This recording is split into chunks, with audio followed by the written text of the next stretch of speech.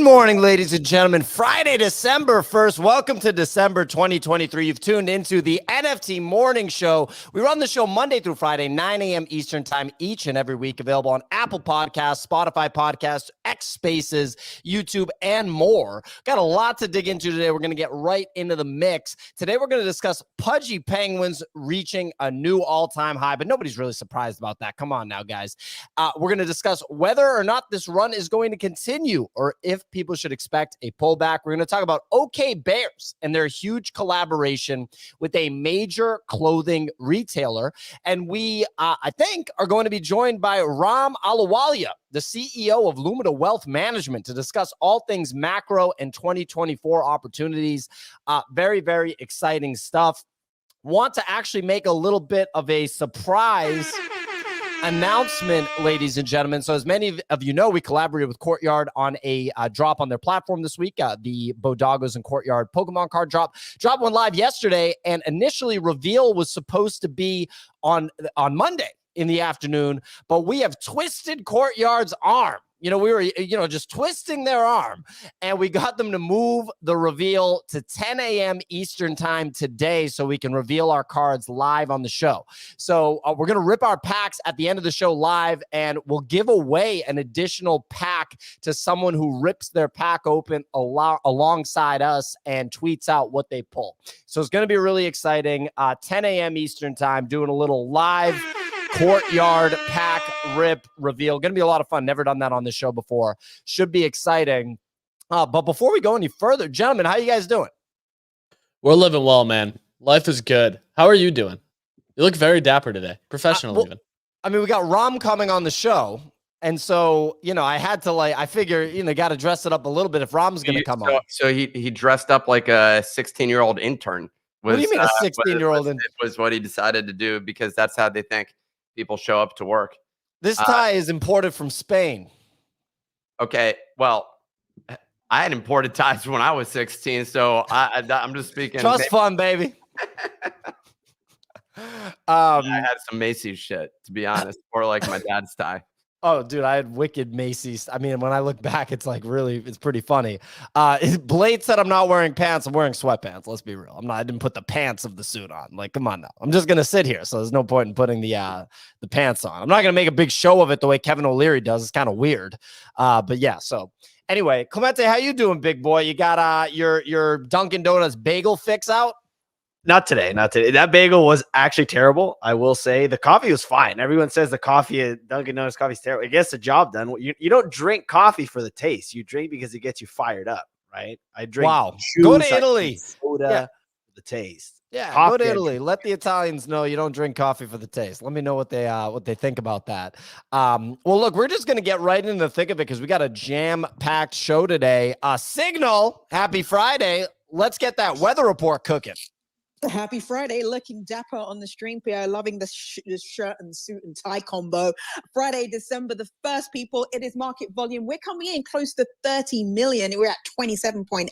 You got Blur at 20, OpenSea at 5, and Solana at 8.9. So a little bit of a pullback on yesterday's numbers. If we look at the market leaders, well, the top gainers, Moonbirds are up 22% to 2.3 ETH. Pudgy's up 10% to 7.7, and Mad Lads just absolutely steamrolling to 180 Solana. Over the past 24 hours, the four big stories, well, number one, Pudgy Penguins are, of course, the winner of the day and possibly the year, as they are up 10% to whopping 7.7 ETH, officially reaching an all-time high since Nick bought them at the top almost 11 months ago. He bought them for 7.3 ETH. No doubt he probably has made a loss on that one. But little Pudgies are also up 40% in the last 7 days to 0.7 ETH, making gains for PO, who bought some earlier in the week. So a little bit of hot competition between the two co-hosts there. On to our all-seeing Seneca, the lead designer behind Bored Ape Yacht Club. minted out Perils of Cesse, a 2,880 supply collection for 0.22 each, raising over $1.3 million. It was a highly anticipated collection. Hasn't really moved much as we expected. The floor price is kind of hovering around the mint price, but it has recorded 400 ETH in trading volume in less than 24 hours. If we look over at crypto, Bitcoin, that's the magic word. It has hit a new 2023 high following an overnight pump to 38,800 and the highest price since April 30th. PO's hero Mike Alfred tweeted, Bitcoin and Ethereum are showing a lot of energy tonight. Something is brewing. December could be massive. Despite this, crypto is pretty much chopped for the last week or so we haven't had that massive brew that Mike's talking about just yet, but we could see it later in the month.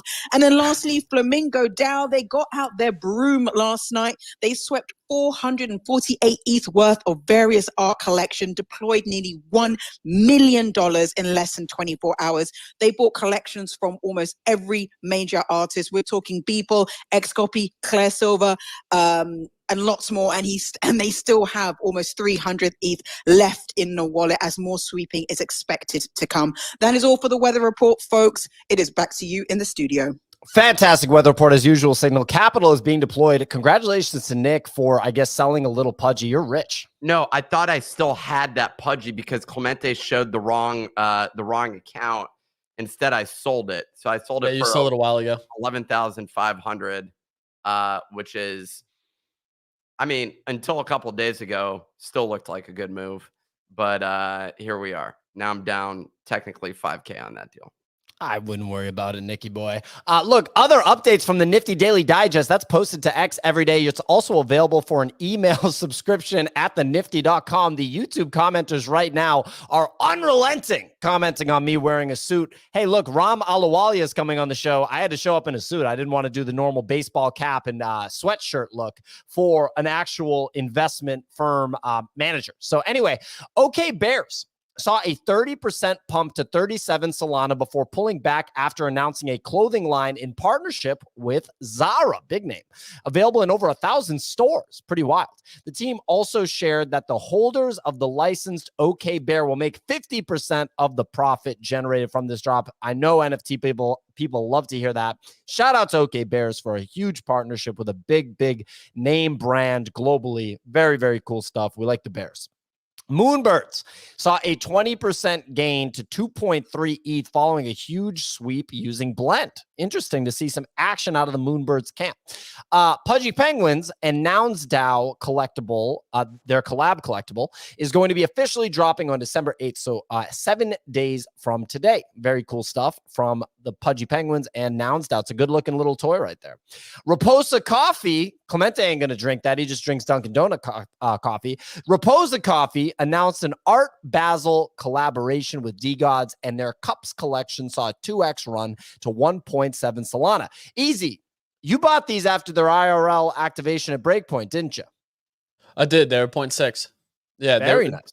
When you just see people all over the timeline and posting, because they had like this custom coffee machine where you put your PFP in the coffee, which was sick.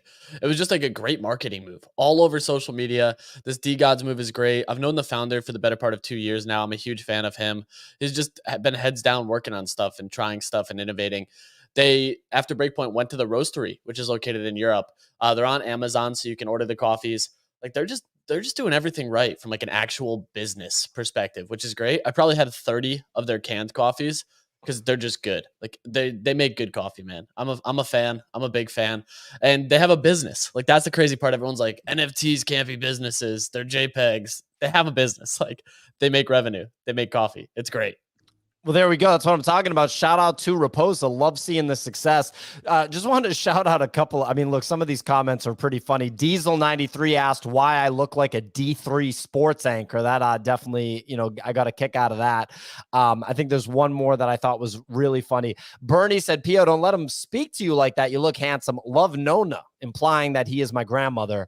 Pretty funny stuff right there for sure. Anyway, last story. Sniper launched a feature that allows users to buy NFTs on their marketplace with any SPL token like Bonk. Yeah, I mean, I like the feature. I think that's a very cool feature from Sniper. We're overlooking this though. It's going to be the easiest way to farm token airdrops. because now like Jupiter and Jito both already announced token airdrops and secondary phases for them.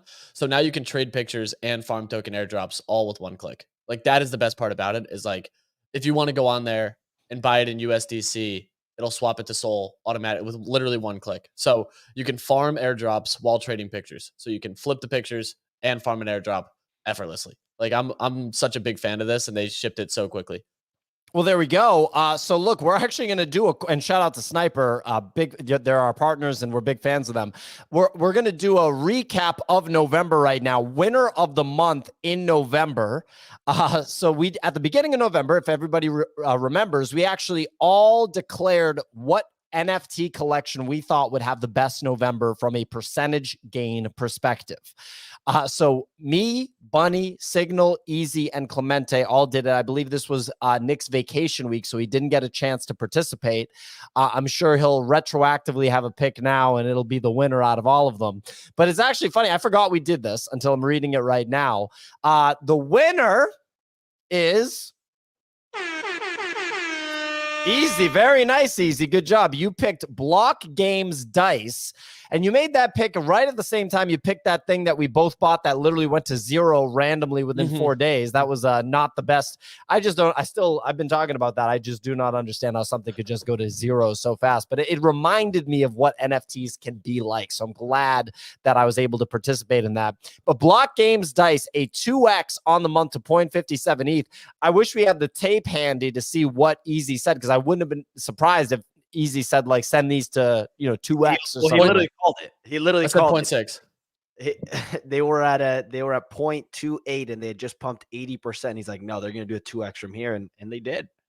Well, very nice, Easy. I wish that I'd bought that one instead of the one that went to zero. Really cool stuff. Bunny came in second place. He said Mutant Apes up, or he said Mutant Apes were gonna run. It was a 2% gain. So Bunny, you had that 2% alpha. You got the Mutant Ape to run to 5.56. How do you feel about that? Dude, I'm perfectly content with the second place victory. I think I took third the month before. I'm killing it in this competition so far. You're on the podium. You get a medal. You had a bronze. Now you had a silver. It's pretty impressive, Bunny. Good stuff. Keep medaling. Where was Signal's play with 12-fold? BoDoggos, yeah. Flat. So flat. It's not terribly surprising. I can't, there's not that. Ordinals is different in the 12-fold collection. I feel like, when's the last time one of these things sold? Okay, there's actually more liquidity. Two sales in the past week. You're telling me 2 sales in the past week and I came in third. Wow. Yeah. So I got a medal. So basically I'm medaling against people who had more sales. You had more sales and you still lost to me. But the sales were higher. They were over 0.9. But the floor is 0.8. But I think the calculation here may be a little bit misleading, and that Signal actually may have taken the trophy.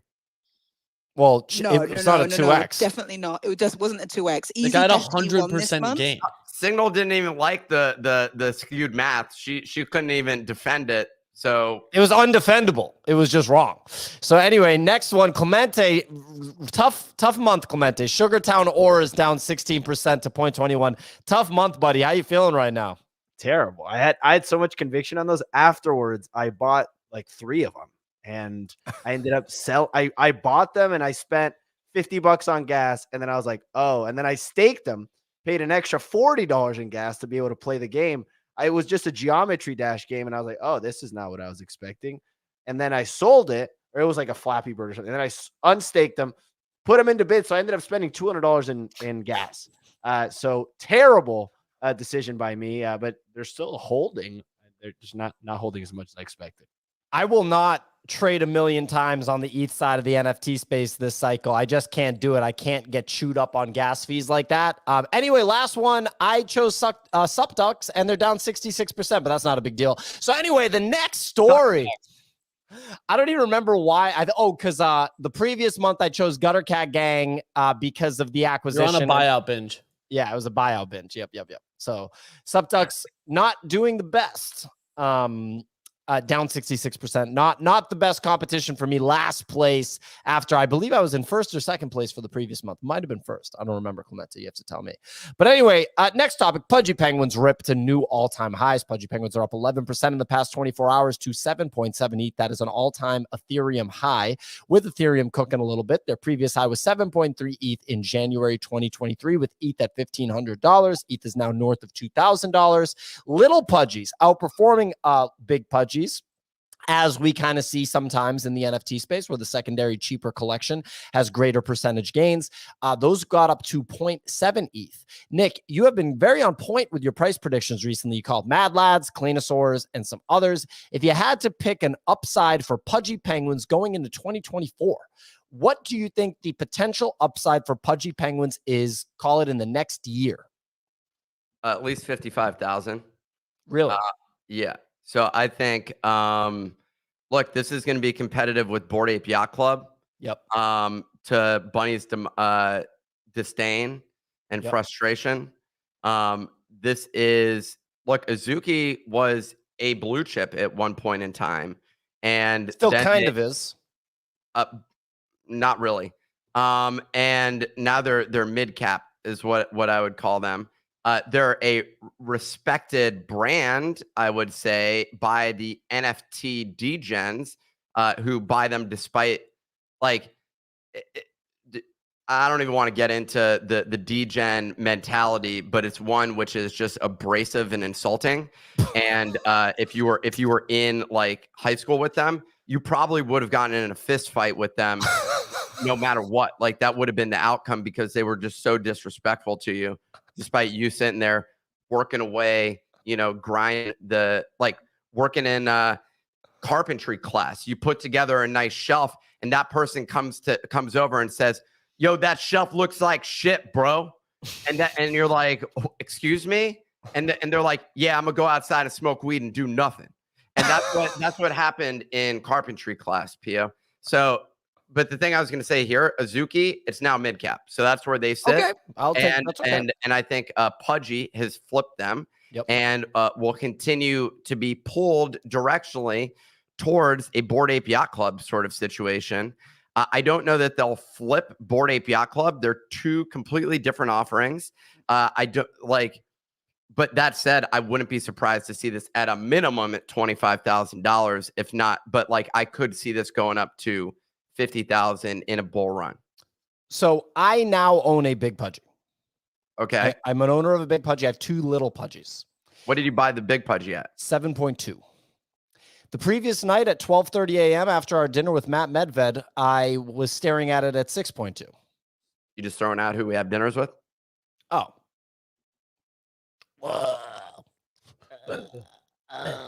Anyway, only up half an ETH. Anyway, Nick, this feels like your type of bet, buying a Pudgy here and waiting a year and selling it for like 90 grand. Is that not a Nick bet? No, usually that's not my bet. I most of my bets come at lower prices. Oh, you're earlier. Nick's earlier. Yeah, well, that's disrespectful. I'm going to be honest. Your statement there. What I'm saying is like, you have two different categories of investments that you're making. You have high risk investments, and then you have what I would say is like the conservative bets that you're making in this space. Conservative is ridiculous. And so I just feel like the conservative is my like Solana, Bitcoin, Ethereum holdings. And then you have this other component here. Clemente is pulling up comments left and right. It's just like, because he's having a conversation himself with the audience. So that's what's going on. The thing I was going to say is the other category is the high-end bet. I bought a punk for $90,000. That's the other category of bet. I'm looking at that being like, yo, that's a blue chip. That's where I'm operating on that particular bet. The transition from mid cap to blue chip, to me, has less multiple upside than like your little Pudgy, for example. And I think that, like, if I'm looking at those opportunities and I'm looking for a way to turn $1,000 to $10,000 into $200,000+ sort of thing, I got to be looking for higher risk situations, and throwing the Pudgy on there, I don't know what I'm getting out of that. I think what I'm looking at now, what you're considering is maybe it's a moderate risk 5x. Do you want to know exactly how I'm thinking about it? Not really. It's I feel like 10 Ethereum plus is programmed, and I think that's like actually like a pretty reasonable, mindset when it comes to the Pudgy Penguins. And so I don't care if there's a pullback. I don't care what happens in like the next 6 months. I feel like inevitably, and I'm not thinking about it in US dollars. I'm actually thinking about it in Ethereum, because where we're at in the cycle is early in the cycle. And so when you're going up, you can think about it in terms of Ethereum. When you're going down, you want to think about it in US dollars for sure. So I'm like, well, if 10 ETH is programmed, the other thing is I know more about Pudgy Penguins than I do about like, AVAX or like, GambleFi and things like that. And so the whole bear market, everybody knows I was plowing money into Bitcoin, and then I plowed money into Ethereum. The worst things are the higher your conviction has to be to plow money in. So that was like Bitcoin hardcore for a while, then getting into Ethereum, then getting into Solana between $18 and $24 hard. And that 2x, that's pretty nice. And I'm still going to buy that and still going to add to that bag. And then I got to NFTs, and my first significant NFT buys were the Mad Lad and the Claynosaur. And I actually took Ethereum and bought those with the Ethereum because I couldn't move my Solana. It was in a place where I couldn't move it, which I'm glad about. I'm glad that I turned that Ethereum into both those things, because those things did quite well. I then bought like a Jack Butcher. I bought Shrapnel, a few other things. I've deployed a lot of money in NFTs here. I view Pudgy Penguin as about as safe of an NFT bet as you can get, because like you pointed out, I do think it'll be relatively competitive with Bored Ape Yacht Club. I think that's a fair thing. I almost feel like the vision for Pudgy Penguins and the strategy is even more streamlined than Bored Ape Yacht Club at this point. It is. It's way better, and Bored Ape Yacht Club is probably going to turn into a heaping pile of trash. Well, I didn't know you were going to go that far. Bunny, you have your hand raised. Bunny, what's going on? Dude, it's so funny that there's anytime a project starts doing like moderately well, this narrative comes into play. It's like when Uber blew up, and then anytime someone started a startup after that, they're like, this is going to be the Uber of Tupperware, right? Or like whatever it was. It's like the LeBron James comparison. Like any rookie who scores 30 points in a game is like the next LeBron James. No, dude, he's 6'9", 250, passes like a guard and jumps through the gym and is stronger than every player on the court. Like, it's not going to happen, dude. It's a one-time thing. It's like an anomaly, dude. It's not, like, it's a dumb comparison. And I love Pudgies, dude. Nothing against them. Okay. Is coming through heavy right now. So that is, it is a difficult place to be. Hey, back to the high school sports announcer. What do you say about this? D3 college sports announcer. Clemente, please. Can I share one of the worst things I think I've done in trading NFTs in 2023? Look at my Lil Pudgy's trading history. So I bought one for 0.38, sold it for 0.28. I bought one for 0.38, sold it for 0.27. I bought one for 0.36, and then I weeked it for 0.35. What a disaster. Just a disaster of trading. I'm a Solana trader with those moves. I had so much PTSD from the bull market where I bag held so many things for like 6 months that my PTSD came in where I'm like, oh, I just literally have no conviction in these, and just paper handed 3 Lil Pudgies. So anyways, I just wanted to share that. So Kix has this comment that Clemente's trading looks exactly like Nick in early 2022. And that is the truth. So I was this we went to dinner last night, and I said, hey, last night I specified to the person, like, I just took $30,000 and just fucking threw it into the wind, basically, and just lit it on fire. It may have been closer to 40,000 after that. And so, Clemente, notice the pattern again right now, which you're experiencing. Just let's notice that how we're having that dialogue, and it's being infiltrated by your post pinning the comments. The Twitter users don't see this, so I want to apologize to them for some of this side commentary. I won't do that again. It was unprofessional. But that sort of trading behavior, I don't want to make that mistake again. And the biggest thing, I do like that you're at least buying Pudgy. It's not like you went and like put that much on some like random ass project that just dropped in the past 3 days that has this like ridiculous hype that everyone says is the future, which is a bunch of bullshit, which is what the Degen crowd always does. So, I mean, from that standpoint, I do think your investment is safe and secure. Well, look, I want to just quote Andrew Carnegie. Ever heard of him? He said he likes to put all of his eggs in one basket and then watch that basket very carefully. And obviously I did that with Bitcoin. It's an iconic move. People tell me they're like, you're an icon because of the way you handled Bitcoin. just kidding. But I told Easy, I have more conviction and comfort with Pudgy Penguins than I do like AVAX. And that doesn't mean I'm not going to buy more AVAX. Nick, did you see a comment that you're like, I was supposed to be on the show? This is a Kicks. This is a speculator. I was supposed to be on the show today, but Clemente booted me for a Walmart version of Jim Cramer. I'm assuming he's talking about me because of my suit president. No, he's not. Who's he talking about? I think he is. No, he's talking about Rom. What? Oh, that's incredibly rude, Kicks. No, because I accidentally booked him for today. And then I was like, oh, we have Rom joining. So, we don't want to have two superstars on at the same time. That's why Kicks has been commenting all these things and just causing chaos.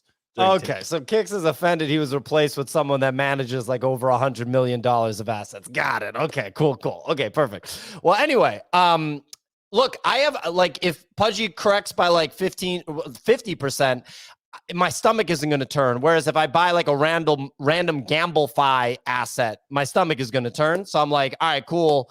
And let's accumulate more little Pudgies while we're at it. That's my position. Who knows? Maybe I'm out to lunch. If big Pudgies go to 10, little Pudgies are going well over 1. 1, 2, 1, 3 area, like without hesitation. The 1 to 10 ratio just feels off on that. Okay, and Easy, let me ask you one question. Am I out to lunch that my friends that bought the top of NFTs last time, that have good jobs and make hundreds of thousands of dollars, blah, blah, blah, and are interested in investing, but NFTs were dead during the bear market to them. In a year to 15 months, is it not probable one of them asked me about Pudgy Penguins? I think less time than that, to be honest. I mean, dude, you got to think Luca's just done a media tour. Like the last 2 weeks, he's posted every single news outlet in the greater Florida area that he was on. Like he's going mainstream with it. That's his goal. They're in Walmart. They were in the Walmart Christmas catalog. Like that, these GIFs are 7 billion. There's more Giphy views on Pudgy than there is Star Wars. Like that's a fact. Like that's crazy. That's a fact. That's a hard fact. Absolutely nuts. Like you see them in like Teams chats and people's family group chats sharing the penguin. Like maybe they don't know what Pudgy Penguin is, but eventually they're going to be like, is that an NFT?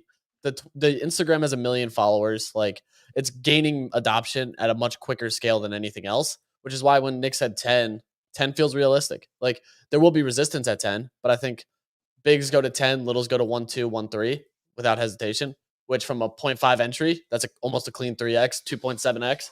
It's a nice trade. Ghost Skater says I'm out to lunch. I totally could be.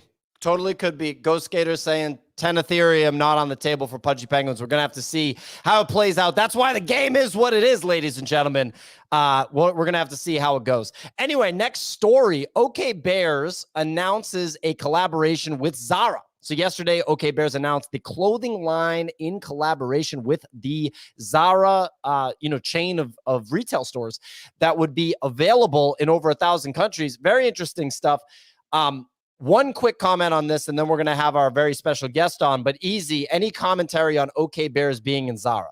I think it's a big deal. Like, obviously, them working with WME is the big thing. And now I think they got the entry into the door there. But they also said Zara literally perused Magic Eden to find the 2 bears that they wanted. They just went through and looked and then picked 2 that they liked to put on the merch. And then they licensed them from the holders. The whole commented as well that he's getting 50% of the revenue from it, which is great. Which that's literally huge. Just a picture of a bear. On the shirt. So there's going to be more merch that supposedly the adult merch is more subtle. The one that they dropped yesterday is only for kids. So this is just kids clothing in Zara right now. That makes sense. Yeah. And I mean, they did get some pushback. People were like, why are they marketing to kids? And the first comment I saw from an OK Bears holder is, don't tell them that Pudgy's toys are not for adults. And I was like, that's kind of funny. Like that was a pretty good clap back. So, I mean, yeah, I think they did a pretty good job. I don't know how many people will wear it, obviously. Like, it's just a giant bear on the shirt. But I think it's a bigger deal that it's in 1,700 stores in 74 countries. And people are already posting them. in Paris, in some European countries, showing that they were already in store. Anything that's like breaking into the mainstream audience is a big deal in my opinion. And I think largely it's showing that these brands, which are NFT projects, partnering with people like WME and these other organizations, are getting entries into traditional space. They're getting distribution. The real question is what the sell-through rate is for a lot of these different products. And that's something which I think is way more difficult. And without sort of a narrative behind them, when I'm going to a retail store and making a purchase, I don't know how many people are in discovery mode versus, and I'm not the expert on this, which is why I'm literally saying like I have no idea how many are in discovery mode and willing to just pick up a shirt of a bear versus how many are there because they see the picture of the bear, they know, and they went there with that intention, which is how Pudgy got that initial sell through. I don't know if you saw this. So the Walmart homepage, for example, had Pudgy as the first toy when on Black Friday. And then now it got like demoted is what I feel like. And I don't know if that's an indicator of literally anything. But ultimately, my guess is Walmart is looking to put the highest sell-through stuff on the homepage. So when someone gets there, they click and they end up buying or adding it to their cart. That's what they're aiming for when it comes to conversion and surfacing the best stuff that you have, and the products with the highest odds of that chance. So I don't know if that's indicative of anything or anything to read through, but my guess is what Pudgy has done is a phenomenal marketing campaign to get them into some of these stores. But even if I think in the mindset of the average retail consumer who's going to, for example, he's trying to get into Hot Topic right now, that person knows who Metallica is. They don't know who Pudgy Penguins is. So they may go buy that Metallica band shirt. That's the one thing. I'm not trying to throw cold water on this situation because I actually think it's incredible that they were able to facilitate those partnerships, and congratulations to OK Bears. I now feel that like the next level of that is saying, what are the brands that actually result in that retail sell through? And I don't know what's going to be the motivating factor of that. And in my opinion, that usually is driven by coolness, and coolness can come from a variety of things. But I don't know what, we haven't yet seen that next level, that sort of level of breakout. Pudgy instead, I think, has been the best demonstration of retail strategy. But again, sell-through is the most important thing when it comes to that. And I just don't know that we're yet to that point when it comes to any of these brands. So we'll wait and see. This is a major milestone, though, in that process. Yeah, I mean, look, the way I like the way Nick thinks about this. He really kind of thinks about it at a deep level, and I think a lot of people could take notes on the way that he thinks about it. And I don't like giving Nick credit, quite frankly, for anything. So there you go. Signal has her hand raised. Signal, what's going on? Yeah, I mean, I don't know how big Zara is in the US compared to Europe because Zara is originally a Spanish store, but this is like an incredible partnership. I actually couldn't believe it because Zara is huge in Europe, and it's big here too. Signal, it's big. Okay, cool, good. Because what's funny is that every time we heard, I think it was last year, that somebody partnered with WME or IMG, it always felt like the purgatory of brand partnerships. Like they go in, but they never make it to the other side. You never hear from them again. Like, you know, so-and-so has been registered with WME agency, then silence.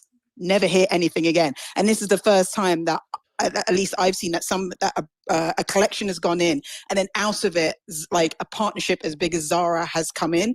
Well, and this I think year we've seen a ton of it. Is the thing. Like that's the thing is you've seen Cool Cats at Macy's. We've now seen End Clothing with Creeps, and now Zara with OK Bears.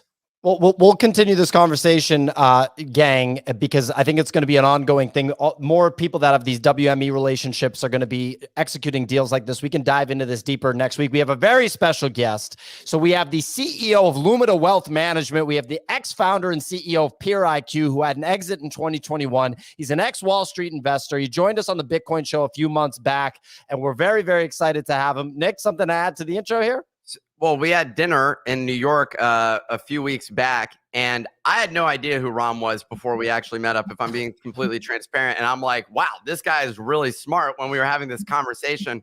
But what he dropped during our dinner, the knowledge about tax strategy that we were discussing, I was just like, damn, like this guy knows what he's talking about. And also he thinks very methodically. I then followed and now see all of his updates as he's posting what I would call mini analyst reports, essentially, with a lot of the tweets that you've been posting, and also some of your updates, the live streams from the conferences and things like that.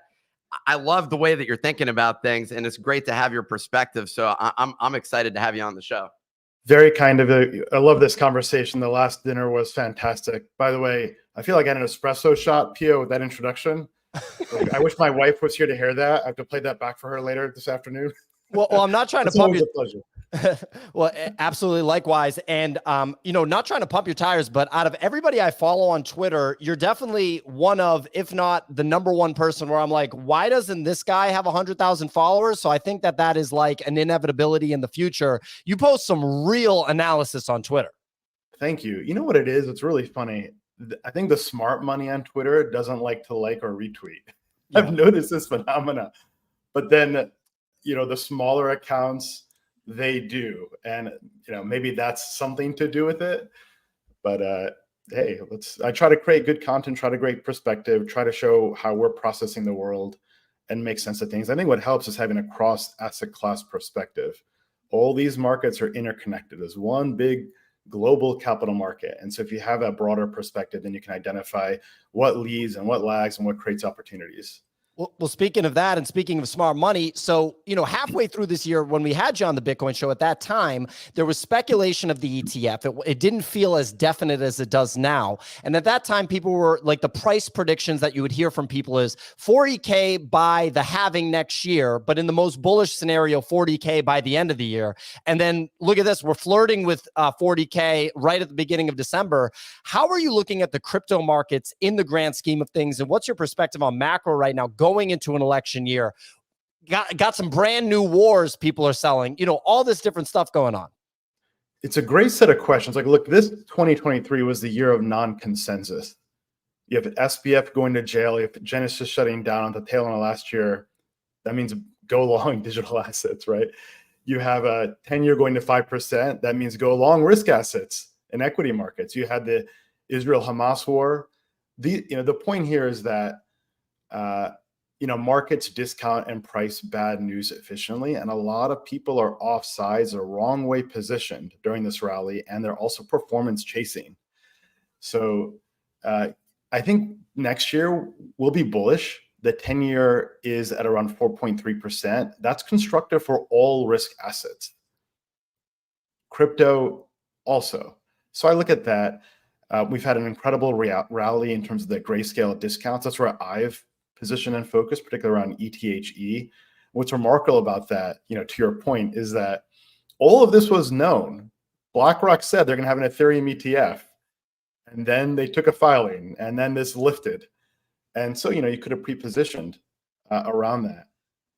That said, we just had an incredible last November, right? The S&P was up, I want to say like 7 to 8%. Yep. Which is not too far off from what analysts' expectations were for the entire year, by the way, for the S&P. It is a bullish period of seasonality for risk assets. I do think that in very local terms, maybe like a week, perhaps 2 weeks, we are a bit overbought. So I'm not committing to new risk capital right now. The time to do that was like mid to late October, or in crypto in September. The last time we spoke, actually. Yep. Was the time to be committing, risk assets. So, if I look at some indicators, I can share a screen and walk you through a couple charts if you all would like. Let's do it. Helpful. Absolutely. All right, great. Yeah. Let me share here. And ladies and gentlemen that are just listening, we'll walk you through some of the charts that Ram is sharing as he shares them to kind of give you a little bit of an experience. Ram, of course, the CEO of Lumida Wealth Management. Yeah, I mean, we were accumulating Solana, definitely Bitcoin in September of this year. It's been interesting to see the lag on Ethereum. I like how you pointed out that BlackRock literally told everybody they were going to file for an Ethereum ETF, and the market still acted surprised when they did it. Gotta love how it plays out. So we have a chart right here, the Bitcoin trend indicator. That's right. So high level look, number one point, the trend is up. Just take a step back. The trend is up. That's important to just recognize that as a fact. We're not in a bear market. We're in a bull market. The fact that people are asking the question of when are we in a bull market is indicia that we're in a bull market. However, I think this is buy the dip mode now. This is buy the dip mode. That's the appropriate strategy for where we are. What that means is like looking for liquidations. This is a chart showing the trend. It's produced by CoinDesk. They've got a nice, trend following strategy there. If you look at Bitcoin open interest, it's elevated. It's not at the peaks that we saw near the top around November 21, but this is an indication of enthusiasm, animal spirits, and sentiment. And it's elevated. Could still, it's not at peak levels. When it's at peak levels, you want to be very cautious. Yeah. But we are thawing out of this freeze. And so I think that's elevated now as well. On Bitcoin futures, I like to look at the futures market to see whether it's contango or backwardation. This looks like it's testing its lower support area right now as well. Coinbase is a great indicator as well, right? So I think Coinbase, if you look at their stock, it is overextended above its moving averages. And the peaks in Coinbase have coincided with peaks in digital assets as well. Yep. So again, this is short-term tactical allocation. This is not about the long term. Long term, the trend is up. You want to be net long, but you want to be thoughtful when you deploy risk capital. So GBTC, again, very overextended. So you have GBTC, but you're also covering the scam that is the organization behind this. Explain to me, do you own any GBTC? Oh yeah, I own ETHE. It's my favorite. We owned GBTC earlier in the year. Of course, this has been our focus this year. This was our thesis. We wrote about on Twitter. We said, how are we expressing our view in digital assets? It was GBTC and ETHE. And the reason why is because of the discount to NAV. And so here's back to your earlier point, Pio, around why Ethereum was lagging Bitcoin. Here's why. Here's the thesis. ETHE had a 40-50% discount to NAV. So the marginal dollar flowing in flowed into that product rather than spot. That's exactly what we did. Why am I going to buy spot when I can buy functionally the same product at a massive discount to NAV? Yes, I'm paying a management fee, but I've got this margin of safety, and I've got this idea of pulling to par on the thesis that at some point there'll be an ETF, and sure enough, it's coming. So I think that's why Ethereum lagged Bitcoin. The and ladies and gentlemen, was smaller. Ladies and gentlemen, just to give a little context, ETHE, that's the Grayscale Ethereum Trust. Grayscale, of course, owned by Digital Currency Group. CEO Barry Silbert got caught up in the FTX debacle, got caught up with the Winklevoss twins Gemini Earn product. Ram is quite literally the #1 authority, in my opinion, or at least that's publishing it publicly on that topic in the world, literally. I mean, no one has put more detailed analysis on Twitter. I like got caught up. It's like got caught up and also being a fraudster. Yeah, but I presented it like a drug deal gone bad, but it's like big time finance stuff. Funny. Well, I think part of what people did is they said, hey, look, maybe there's fraud in these trusts. Maybe the Bitcoin isn't there. And maybe that's the reason why these discounts are so wide. But the reason I focused on the DCG issue was to understand the integrity of the trust. And the conclusion we had is that, these trusts are secure, they're intact. They're not going to spill Bitcoin on the open market. And we said, okay, go along that. So it's quite interesting because when we looked at DCG, I wrote a thread several months ago saying this is a modern Enron. And then NYAG came out and is alleging fraud. But their subsidiary Grayscale, yeah, I'm long those products. You have to separate your analysis of the parent from how you express. In the same way, I think what Elon Musk is doing for free speech is tremendous. But I'm not a big fan of Tesla stock. They're different ideas. So, real quick, and I just want to confirm what you were saying here about the discount. Your argument was, or thesis here, is that ETHE and Bitcoin. What's the ticker for the Bitcoin Trust? GBTC. GBTC. That GBTC was trading at a more significant discount, and that resulted in actual literal spot market trends. I would say the first money to enter the market flowed in through these products, because they offered access to the same risk, except through an expression that a discount to NAV. So remember over the summer, Ethereum was flattish, wasn't really going anywhere. Yep. ETHE was rallying through that. It was rallying July and August as well. We didn't even notice that because you can see it right here, right? This is the ETHE for those that are on the stream, you can see the ETHE. This is the discount to NAV. Notice it's tightening. Yeah, it went from 60% to upwards of 30% by September, something like that. So exactly right. So even though the spot market was flat, if you owned the Grayscale ETHE product, you were seeing price improvement there from the fact that the discount to NAV was tightening. And what was the actual price accumulation during this time? And are you planning on exiting before a transition, or do you want 100% discount? Or sorry, 0% discount. I have to check the price gains once a week. I know like 3 weeks ago it was 240%.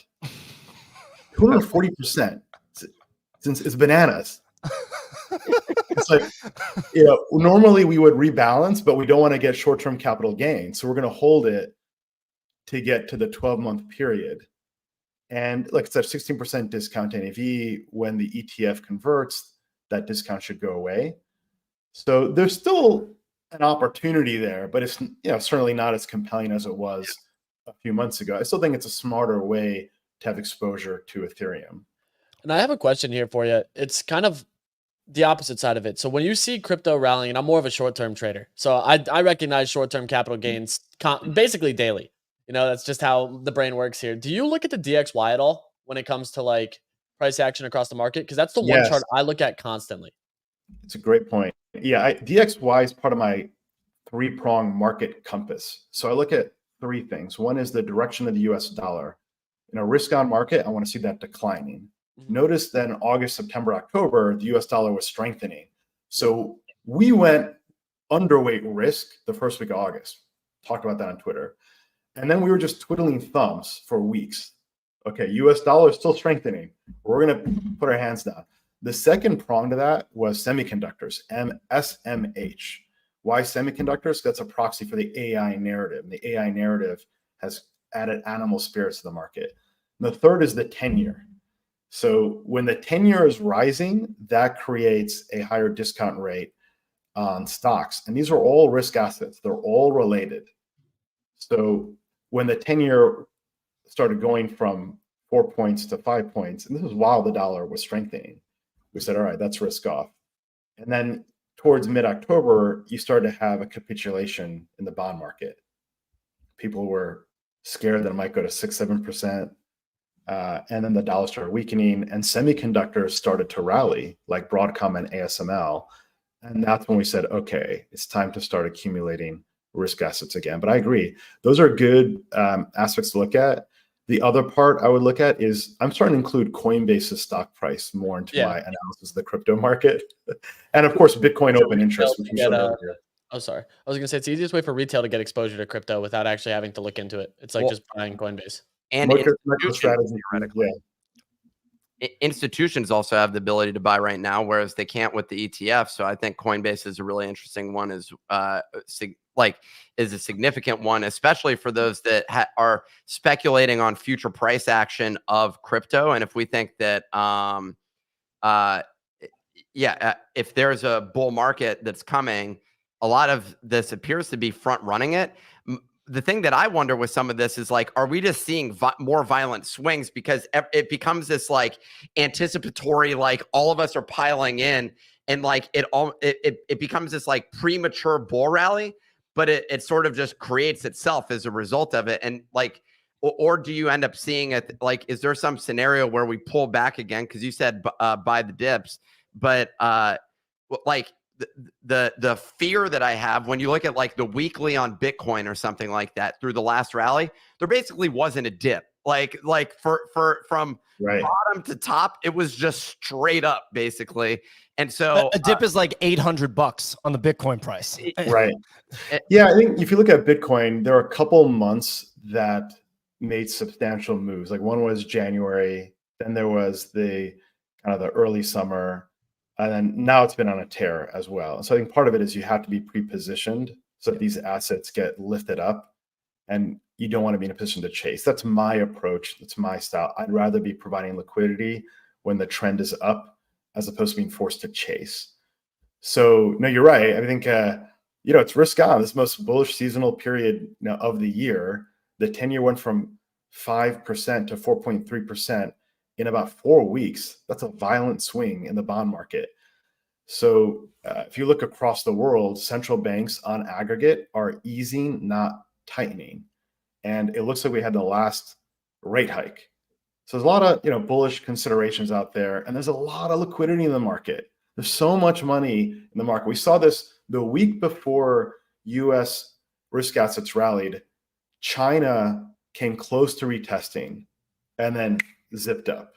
It didn't quite touch the bottom. The point there, though, is that there's a lot of people with capital on the sidelines trying to get these entries, and then they trip over themselves trying to get in the market. To your point, the first week of November, the S&P rallied 6%. It was the bulk of the move took place the first week of November. What's that mean? It means that there's a lot of capital out there, and that creates chasing and crowdedness in these fast moves. So you want to pre-position ahead of that. That's the approach I would take. I think there are interesting moves in Bitcoin for sure. I think Bitcoin dominance will continue. At the same time, I do think there's some moves in the altcoin market, like these orphaned coins out there that people have ignored, where there's a real product, a real team, good actors, and traction that you can evidence on, say, Dune Analytics. I think there's some moves to make there, deploying to altcoins, and just wait 3 months, wait 6 months, wait 9 months, be patient. Liquidity will flow in. Those assets will also lift up. Let's talk about that, Ram, because and Nick, I'm sure, has a great question right now, but I want to talk about Solana and Avalanche if you like those. But hold on, and Nick, what's going on? I just want to contextualize it also, because this is something that I think you provide a unique perspective on, especially for our audience of Degens, which is not 100%, but the percentage of the audience which is like trading in, just aping into primarily altcoins, where their portfolio exposure may be 80% altcoins, which 95% is ludicrous, which is obviously an unreasonable position. But I am interested how you actually think about that as well. So I want to both hear, Pio's question, but I want to contextualize it with as well about where you think. And I'd be interested, even like personally, I know how I've been thinking about sort of altcoin exposure versus Bitcoin exposure and where that fits in my portfolio. But I'm interested how you actually think about that. So A, which of these coins like Solana and stuff like that are you interested in? But B, how do you think about portfolio construction when it comes to exposure to those areas? Sure. I'll focus on the themes rather than specific names. Maybe we do that in a few months, if only because I don't want to get front run.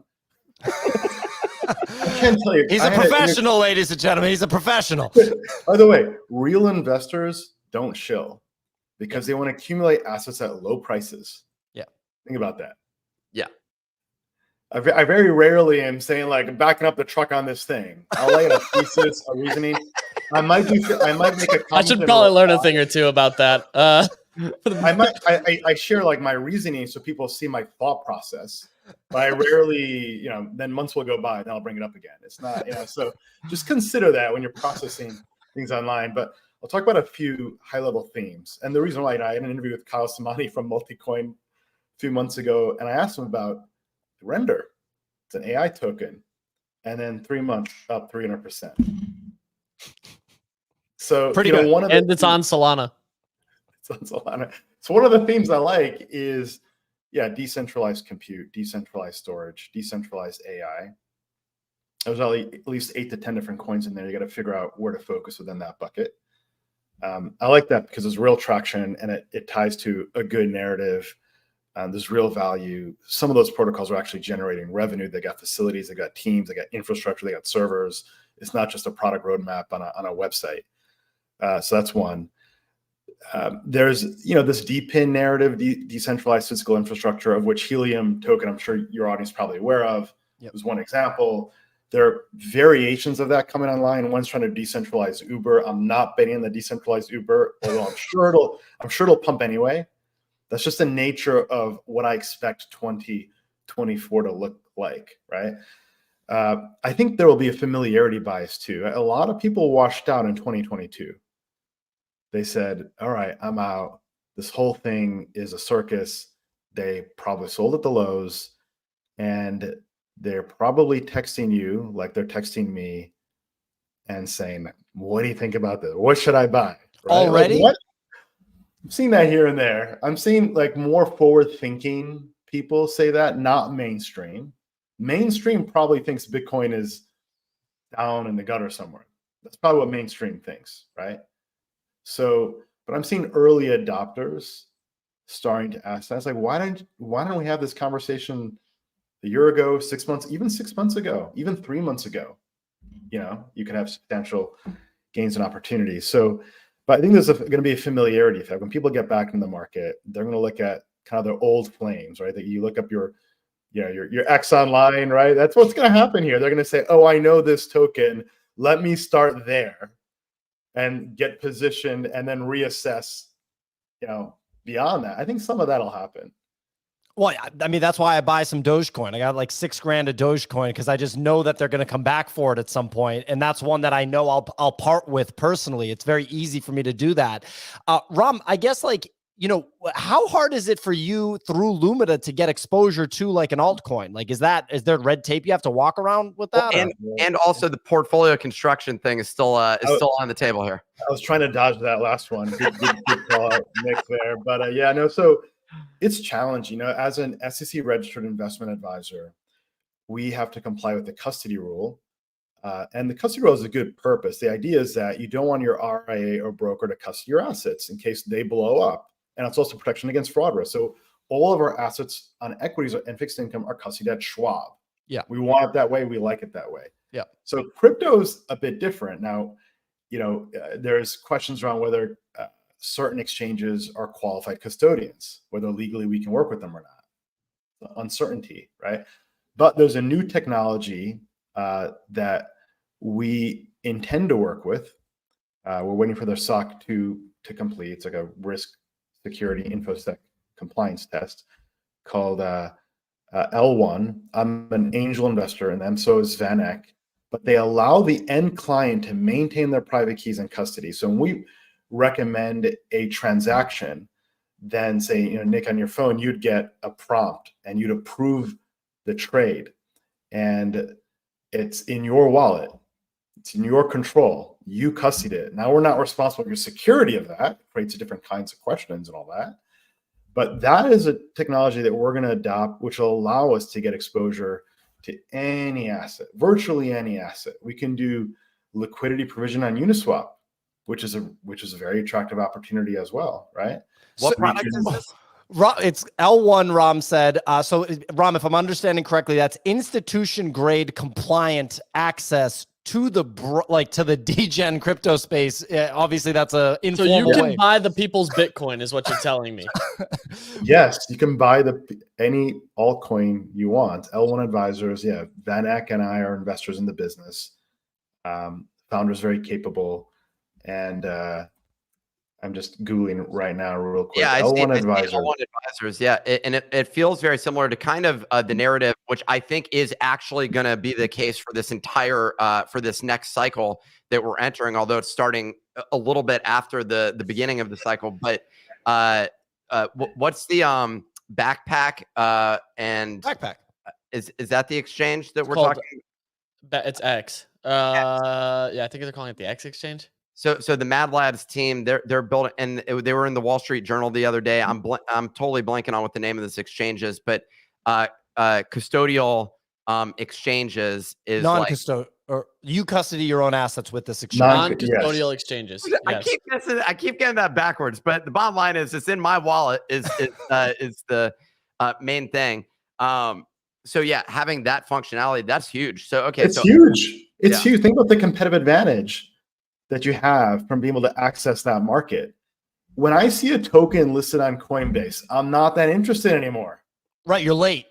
You're late. Mhm. When a token is on Coinbase, it's like the equivalent of the IPO. Yep. You want to sell into the IPO. That's what venture capitalists do. They had a 6-month lockup though. Yeah. But in Coinbase, when the token's listed, there's no lockup. Depends obviously on the token and the protocol. And the crypto market is very different because they have a number of different exchanges, from Gate.io on the one hand to Coinbase on the other. And these tokens, as they get listed, they get more and more liquidity along the way. And so we look at that, like, where is this token in its journey and its roadmap? And you, to your point, you don't want to be the last one to buy the token. You want to see, does it have a pathway that's credible to being listed on these exchanges? And that's a function of, the team and the backers and its other considerations. But yeah, no, I think it's very powerful. And there's a handful of advisors in the world doing it today. So we're one of the first. I'm very excited about that. By the way, one of our investors is former SEC chairman Arthur Levitt. Good person to have in your corner. Well, we have to do everything the right way, and we would do that regardless. But the point there is, not all SEC chairmen have the approach that Chair Gensler has to the crypto asset class. Arthur said that it's inevitable that we'll see crypto in the financial markets, and that's happening now with the ETFs and BlackRock. Ram, I just wanted to point out here, as you're seeing from the comments that are being pinned, I'm both excited and disappointed that we brought you on. One, I want to have you on here. Two, as Kix is saying, we want this to stay a secret because the insight that you provide every time I speak with you, and also when I see your tweets, I'm just like, yo, this stuff is so good because you actually think deeply about the concept versus like the average crypto Twitter, as someone pointed out, which is literally just blindly aping into like some random coin. There are very sharp crypto Twitter investors. We all know who they are. They are, crypto traders are incredibly thoughtful and skillful. It's easy to dismiss them. You're giving us a lot of credit, man. Oh, no, they really are. I have my own Telegram group with my own kind of handpicked friends in there across the sector. That's a juicy Telegram, Ram. It's a nice Telegram group. It's a really good Telegram group, actually. But, we try to challenge each other there, too. It's like, hey, here's my idea. What do you think? Poke the holes in it. And it's not about rallying people around an idea like an alpha group. It's not about that at all. It's around, here's my hypothesis. But it's not open to the public, though, because people aren't safe having conversations on Twitter, right? You get people that will, it's hard to have a conversation. It's a public square. Anybody can come at you. Yeah, it's exactly what it is. The public square. Exactly. We had a very sophisticated individual who made your point, Pio. He's like, oh, like, why not Doge? Very sophisticated individual. And, he wouldn't say that on Twitter. Right? This is the guy that, you would all recognize and very credentialed, very, very prominent individual. And he's not going to say that on Twitter. I'm glad he said that, because now we can have a conversation around that. Well, it's I like the approach that you're taking. It's more of one which is reminiscent. I don't want to hold it to the standard of a PhD thesis or something like that, but it's at least a vetted idea, which is being presented, which is way more methodical again than just blindly aping into some random thing. Which I'll admit, I do occasionally do, despite my instinct to or my desire to be more methodical. My instinct often drives me into FOMO, but you get better and better over time with managing that sort of psychological side of things. Absolutely. What I really like is an AI that can scan Twitter and the Telegram groups and Reddit, and then build a sentiment signal and idea generation, right? And there's a lot to do around that. You got to partition, because most accounts, I think, negative value added. I want to counter trade them. And that has value also. Yeah. Mm-hmm. Right. So I want to know. There's pop signals everywhere. When you see some, like, everyone's got those 3 or 4 pages. When they post, you do the complete opposite and it prints. It's like, there's really no in between. Right. Exactly. There's a potential thing there, I think, with Grok as Elon's working on with Twitter. And I think that Grok, one of the areas that they said they were focusing on specifically was the mathematical side of things, where they're in scientific measurement, which makes me think, yeah, sentiment analysis, as well as like overall trends, and being able to get that aggregate data directly from within Grok is so valuable, and making that available to pro consumers, basically. I think it may end up actually being quite a clever approach, in which case maybe the subscription model is now $20 a month for me to also include Grok or something like that. I may fully agree. I agree. And that happens in equity markets today with Twitter. There are companies like Ravenpack. I had a dinner with a friend there this Wednesday. They sell that data to Two Sigma and Millennium and others. And what they do is they process the news, they process Twitter, they generate a sentiment feed. And we need something like that for crypto because, as you know, it just takes a lot of time and a lot of energy to find those unique ideas and opportunities. And so, but there's a lot to do. Yeah. Well, that's probably why you're a daily listener of this podcast, Rom, because you're trying to figure out just one of those, signals. And so, no, and also, well, I love that. You all have a broader perspective and approach too. Like we've talked about Tesla and growth stocks and NFTs. I think NFTs as a market have bottomed. Don't ask me where to focus in NFTs. That's not my specialty. If there's a lesson from Charlie Munger and Warren Buffett, it's know your circle of competency. Yeah. And I have no idea where I believe NFTs have bottomed. And I have friends that are more expert in that than I am, but it's just such a hard category to identify what subsector. But although high level, I think many of those categories are going to rally. We can't afford you, Rom, but how much would it take to get you back on the show in a shorter period of time? But it's always a pleasure. It's always a pleasure.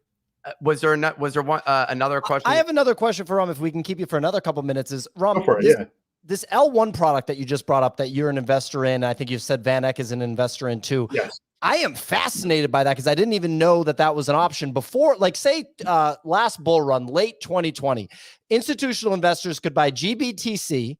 Was Grayscale ETH Trust even a thing at that time? Did that exist at that time in late 2020? It might have not. Yeah. Oh, it did? Let's take a look. I've got the discount to NAV chart here. It'll take a moment to pull that up, actually. One second. Can anyone just sign up for this L1 Advisors right now and just create a portfolio in there? I think it's designed for RIAs and wealth managers, but you got the website load up here on the page. Check it out. Reach out, learn more. We expect to be an early adopter very soon. I'm very much looking forward to this. 2023 is very simple. You just needed 1 to 2 bets, and you're good. That's it. Solana. 2024.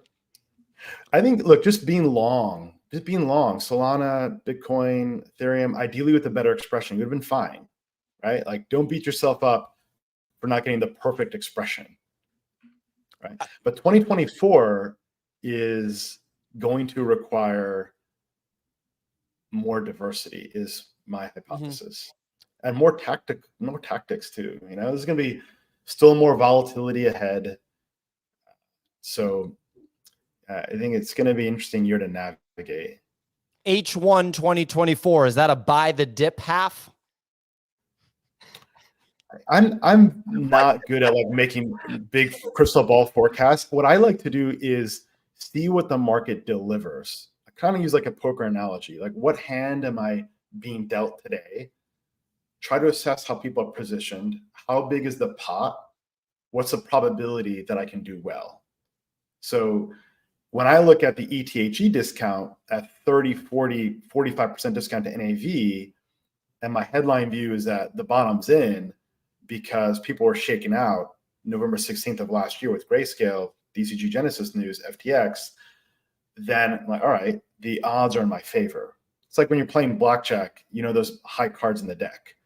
So same thing with financial crisis. During the March, April, we waited for a volume climax spike, and then we bought JP Morgan. I couldn't have told you there would have been banking crisis in March or April.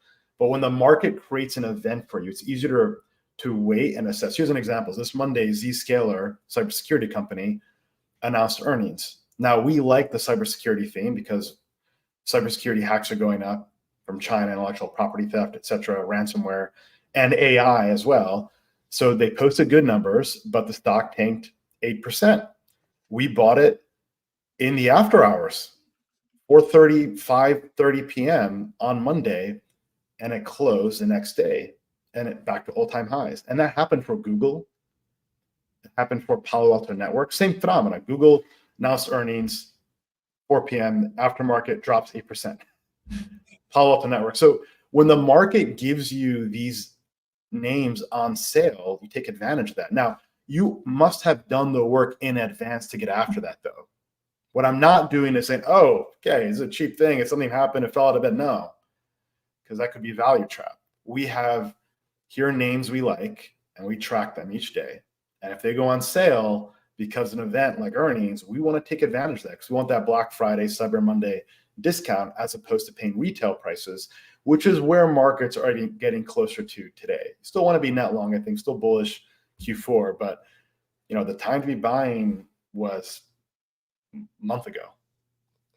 I'm just saying, you said no crystal balls. I'd been saying for a year, Q3 2023 was going to be the bottom dip that we get to end the He did the say bear this. for the better part of a year. I'm just saying, I've said 1 year pre-election cycle.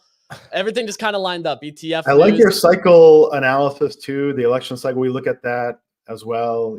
We're constructive. Rob, we'd be good friends. If you want to slide the Telegram invite, I wouldn't say no. We have we'll go to that Chinese restaurant in Midtown again and hang out. That was a lot of fun. We definitely need to do it again. The thing I was going to say is, and I want to bring you back on. Primarily, there was something that you shared while we were there. You were mentioning the 6 or 7 tax-advantaged strategies that you can use. Now, obviously, many of those were categorized for those with higher net worth because most people can't even fully take advantage of it. Some of it was trust strategies. Some of it was there were all sorts of other components of it. But what I loved about it was it's all above board. Like this is all just like legitimate strategies that people can use. I'd love to share to like recap that information once again, because it was I just remember being like, this is so valuable, the information that you were providing. Yeah. And I just appreciate the your investment theses as well. And I think it shows the stuff that you're talking about with the Telegram group, et cetera. It's the distinction between what I would say is your type of a professional investor, an investment advisor versus semi what I would call is semi-pro or like basically some people get nice headphones because they're really into the quality of audio. That's where I would fall when I think it comes to trading NFTs, crypto, and things like that. But you have a lot more insight because you also have a lot more skin in the game and stakes for the assets under management. There's a lot of value when you can link investing with trust, tax, and estate planning. We have crypto natives that were ETH ICO investors that have extraordinary wealth. And we have to design trust plans that include onshore and offshore. They're hedging against U.S. risk, U.S. sovereign risk. Wow. My trust and estate plan cost $13,000 at a nice attorney from Denton's in New Jersey. It's great. Those trust plans cost hundreds of thousands of dollars, by the way, for that 99.9 and 8 more nines after that.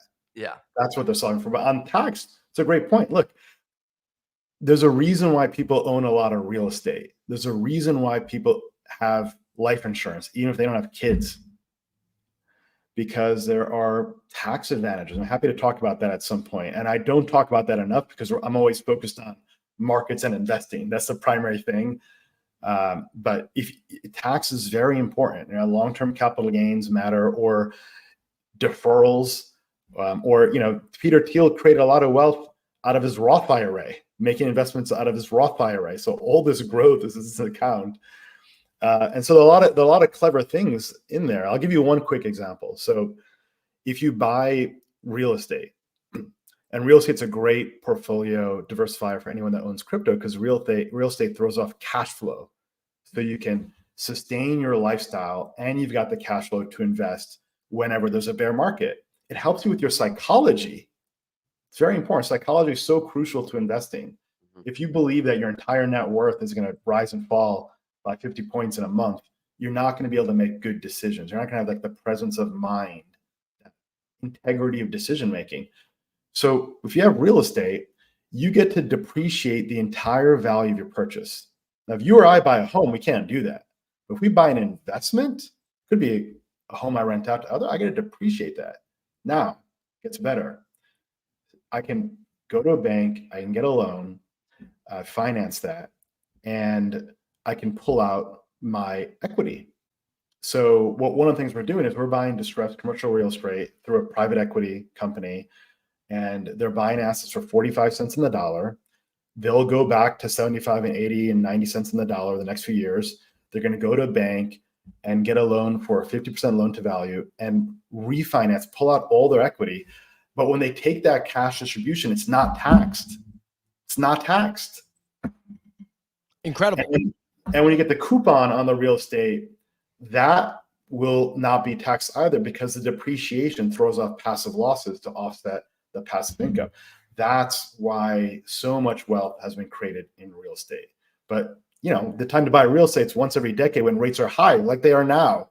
And you want to buy in a discount. That's one quick example. But to your point, there's 6 or 7 different things that are going on. You're saying it's time to buy real estate right now. Well, because Nick, think about I completely understand it. I just wanted to reemphasize that point. You're saying when Pio, sorry, I didn't mean to interrupt, but you were just saying like when demand is lower, that's the best time to. You have to be thoughtful about your expression and your exposure. Like if you want to get after this category, I recommend going after a professional private equity real estate firm that knows what they're doing.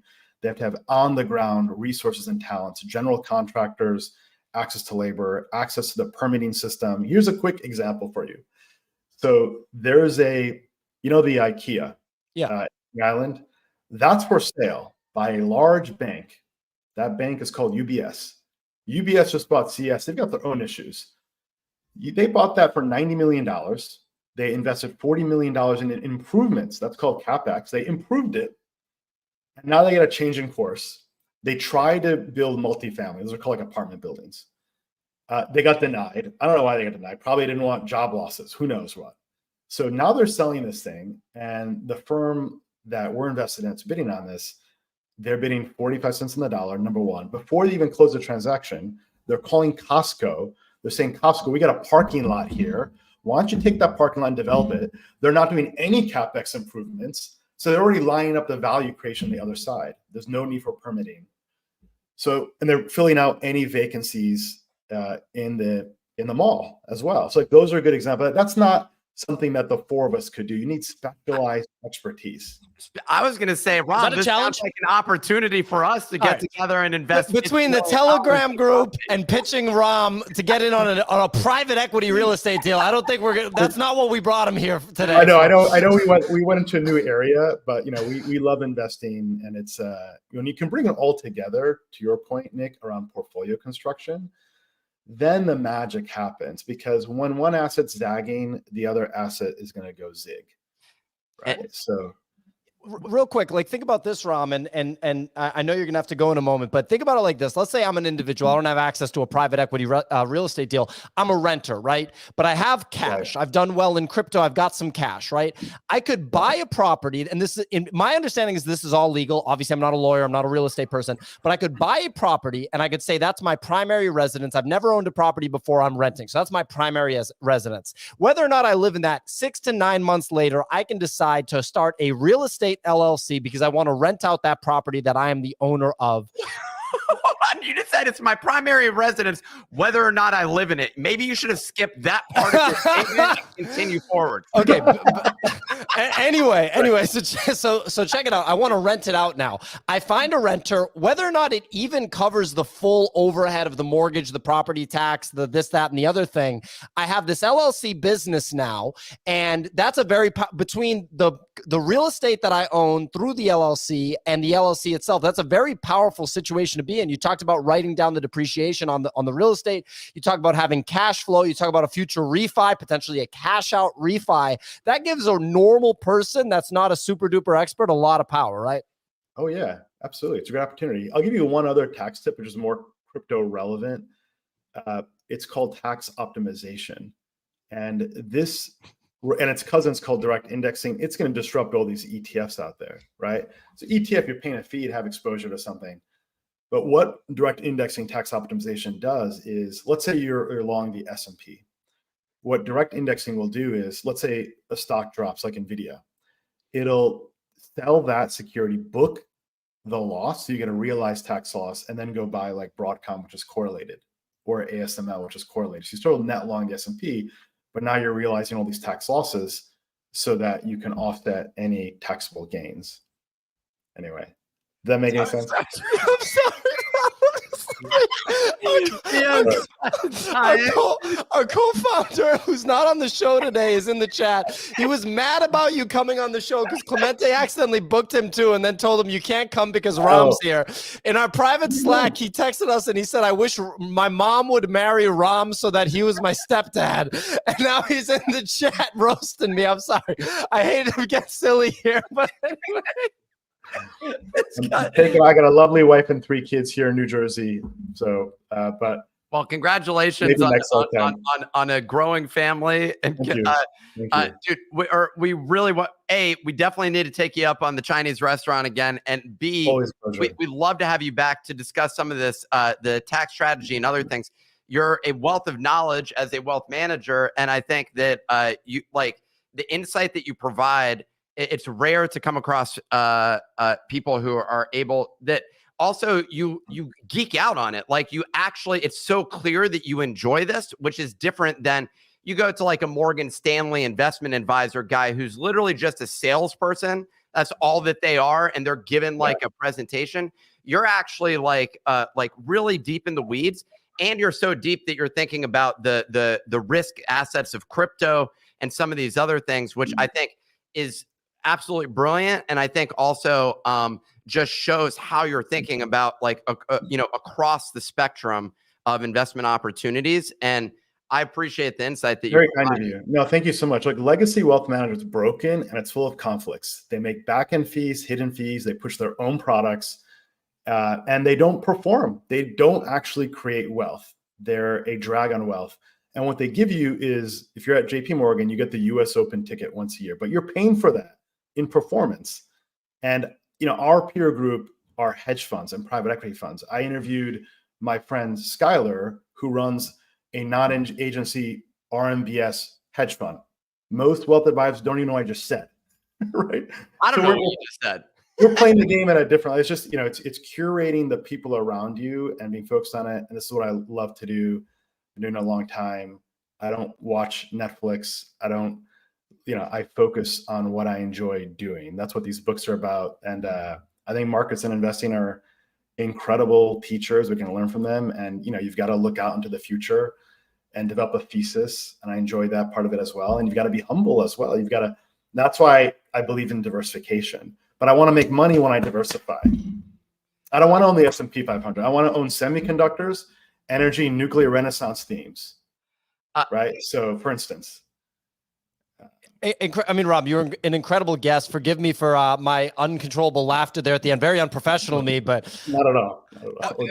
I want to hear I do want to hear the rest of this, and I'm also trying to figure out how we're going to transition to ripping open the packs of the Pokemon cards. But it's okay. Pokemon cards that we bought, which is literally the ender of the show, which is hilarious. Because that's a good high note. That's a good high note to end on. Pokemon. It's my kid's birthday today. I'll have to get him some Pokemon cards. Oh, well, there you go. Well, we have the place for you to do it, Ram. There's an open drop right now at courtyard.io where you can buy. If you want the digital one, you can buy the digital, or you can burn it to actually get the physical counterpart. Now, it is a little bit of a risk here because it's $200 and there's like chase cards. This is like what I would call a high-end Pokemon pack is what you're buying, with all graded cards inside of it, essentially, that you can redeem. Send me the URL. If I can do it quickly and easily, I'll knock it out. There you go. Right. Well, Ram, this was such a pleasure, man. I know you're an incredibly busy guy, so I appreciate you giving us some time on a Friday. Have a great weekend, and can't wait till next time. Thank you so much. Have a great weekend. Take care now. You too. Ladies and gentlemen, follow Ram. That's at Ram Aluwalia. We have it pinned. They followed him because they were just like, damn, he's providing so much freaking alpha. Like this guy. They all commented, nobody else follow him because I want to keep this for myself. Yeah, no one share this show. That's actually the thing. When we were talking with Ron, Pio had put together a dinner. That's basically my favorite dinner that Pio has put together ever. But he said in advance that it would be, and was correct about it. Yeah, Ram is a freaking rock star. And if you're following him, then you're just getting smarter. We should do we want to real quick rip some of these? Let's rip these packs while we have Nick or Clemente. Well, we've been having people ripping these and just tagging. The Discord is just going crazy right now, ripping these. We've had some good Really? polls. Someone, Let's go. Let's go. we had some people. I think it was Ray T pulled a like $500 card. What? And General Pudge's rip is onto his third pack. So he's just buying and Holy ripping cow. right now. Let's go, General Pudge. Guys, I was crying from laughter when I brought up the tax thing, and then Kix is in the comments, and Kix in all caps is going, LOL, Rom, here's a tax fraud idea. What you basically did You said, in theory, we live there, but we don't live there, and we're gonna rent it out. So is that legit or what? Oh, that was so funny. You're Rom's asking a face wealth was pretty manager? funny. You're sitting there asking a wealth manager who's great with taxes, what is the best way to commit fraud? Oh, that was so funny, man. And the LLC tossed in there. I don't even know what the combo there. You're like, so let's have an LLC that's actually used as a trading business. Now I use that business for real estate. Okay. And now I take that property and I jam it in that LLC, despite the fact that the IRS requires me to categorize. Anyways, yeah, that was hilarious. I'm gonna rip mine. Pio, are you gonna open yours? Clemente, did you buy one? I did not. Okay. Buy one now. Should I? Spend $200 Clemente, right now. You have to. It's part of your job, even though you probably not. Even though you're moving in 12 days, I'll buy and one you right might now. need the money. Okay, so I'm about to go through the process with my own of ripping this pack. Let's see. Is that what we're watching? So, ladies and gentlemen, Yeah. we got the Courtyard.io pack opening right now. Nick, Aerodactyl, Degens. Hollow, nine vintage, First 1999. edition hollow. Let's see what it's going for. 2350.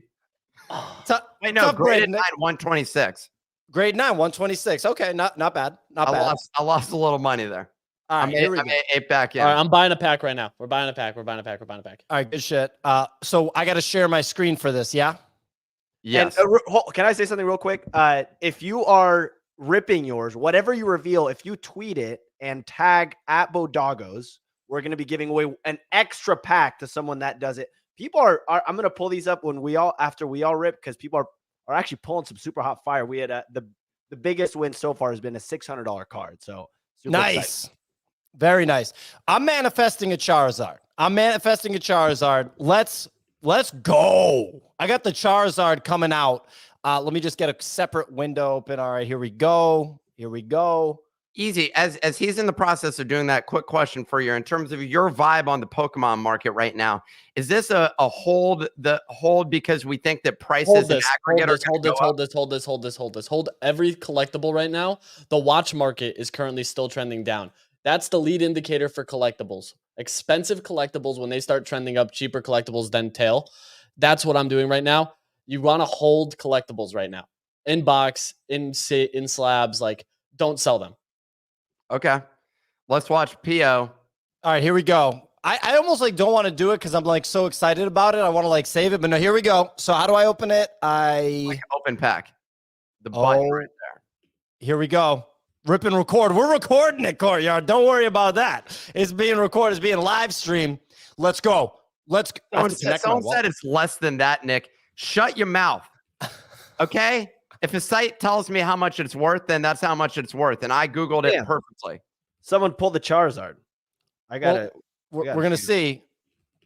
I just connected my wallet, or I'm connecting it right now. Just a moment. There's got to be more than one Charizard in here, right? I just have to connect the right wallet. 1 second. Here we go. And easy. You're buying one. You use your credit card. Yeah, I'm doing it right now. Cool. Just entering my card. I just got one. All right. I'm gonna hard refresh real quick. Open pack. I think I just need to get the right. Pio can't get his browser to work ever, and that's a. Let's go. What do we got? 9.5, 2004 X Team Rocket Returns Tyranitar. Keep that up. X Team Rocket Returns Dark Tyranitar. What the hell is a Tyranitar? Something in the Pokemon ecosystem. It's a Pokemon character. 9.5, $52, Pio. Okay, tough one. I didn't get the Charizard. It's okay. I did better. Mine's worth 125. How does it feel to have lost relative to me? It feels rough. I'm not even gonna lie. It does feel rough. We got Easy. Easy, you want to share your we got Clemente, you got one? I want to go. So see, here we go. Logged in, open pack, record, open pack. You see how easy that is? Boom, booyah. Did it like 2 minutes faster than PO. That's All right. Here we go. Big money, big money, big money, big money. What the hell is this? Elisa's Sparkle. Well, I mean, that looks very interesting. PSA 10 Gem Mint 2022. Okay. What is Elisa's Sparkle? What the heck? Is that even Pokemon? That's a wild special edition Pokemon card. Gotta think so. Looks like it's Japanese. What's the grade? 10. $96. There we go. $100 card right there. And Easy's about to pull a $500 card right here. Watch. That's the hope. I gotta send some cash. Pokemon. Yo, y'all whack. That's Clemente's favorite Pokemon character. There you go. So Easy. What's so funny? Easy's credit card's getting rejected because he's broke. No, I'm just kidding. Dude, I'm banned on Coinbase for 7 days. Oh boy. All right. Well, there you go. You want some money? What do you? Or no, you can just buy with a credit card. No, that's the issue. It makes me ID verify because I had to send money from Coinbase, and because it wasn't a verified wallet, it hit me.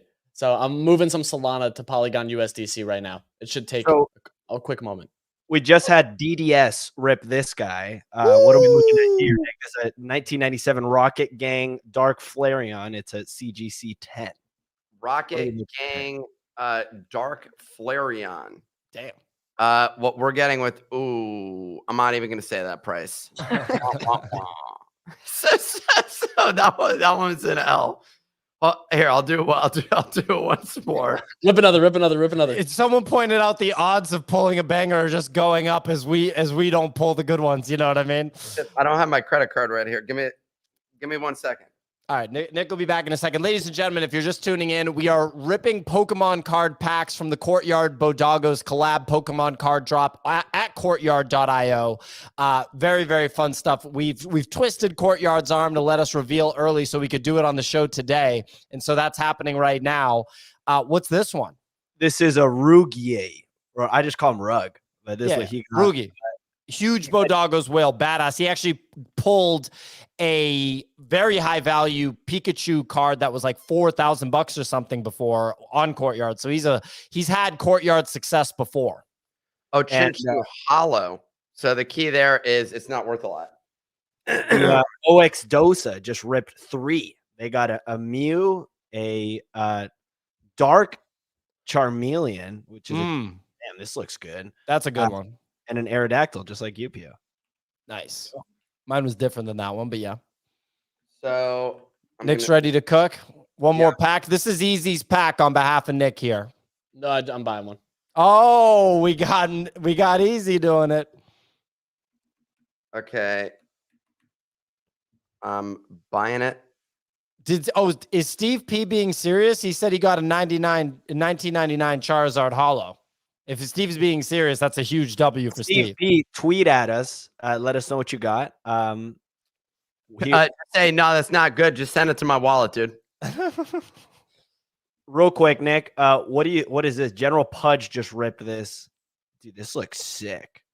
What are we looking at here? 10 out of 10, 2019 Mega Sableye Tyranitar GX. I don't even know what that is. I want to share my own screen real quick. Right. I'm sharing. I'm up. Easy's up. All right, watch, dude, guys. If Easy wins, here I'm adding his. Here we go. If Easy gets the best one, I'm gonna be so pissed. Let's go. Here we go. Big money, big money. All right, sign the message. Opening. Big money. 99 Neo Premium Totodile. No symbol. Japanese card. Gem Mint 10. Neo Premium Totodile. CGC 10. Let's see. What do we got? 50 beans. So, okay, and we got one more to rip. One more to rip here. Let's party. Last one. Share this. Nick is about to share.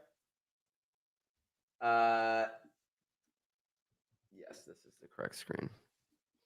Here we go. Open pack. Big money, big money. Nicky. Let's get it. Let's get it. Let's get it. Let's get it. Let's get it.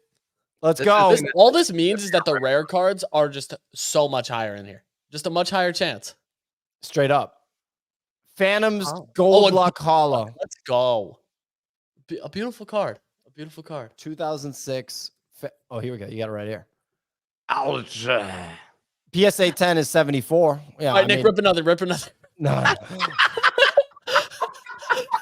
The gambling addict's coming out. Nick, just keep going. We're just getting closer to the chase card. Just keep ripping. You can make it all back in one pack. This first one that I got was actually pretty good. And so I'm happy with that one. I may even redeem it, go through the process of getting it delivered to my apartment here because I don't have any graded cards. And I think that that's a cool asset to have sitting at my place. Adds to my varied collectibles. You know, you have varied collectibles. You definitely do. Anyway, ladies and gentlemen, thanks for watching the show. Big shout out to Ram for joining us. Ram Alawalia, you should follow him on Twitter. Clemente has his profile pinned to the top of the Twitter Spaces stage. If it's your first time listening, we do the show Monday through Friday, 9 a.m. Eastern time each and every week. It's available on several different platforms, Apple Podcasts, Spotify Podcasts, YouTube, X platform video, and more. We will be back on Monday, 9 a.m. Eastern time. Check out the courtyard.io, BoDoggos and Courtyard Modern Collectors Pack. We did a really cool artwork for this collab drop. We just opened some Pokemon cards right here on the show. Anyway, we will catch you guys Monday. Thanks for listening. See